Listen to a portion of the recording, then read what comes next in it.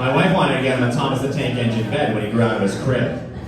She goes, we should get him a Thomas the Tank Engine bed. I was like, oh, he's gonna love that when he's 16, trying to go to Fingertown with a girl in his train bed.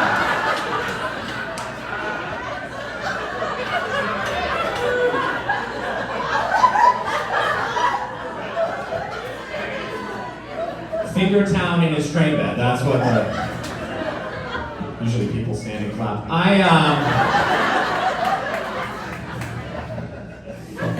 Fucking rude.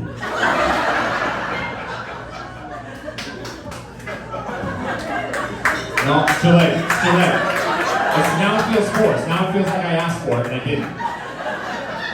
I deserved it, but I didn't ask for it.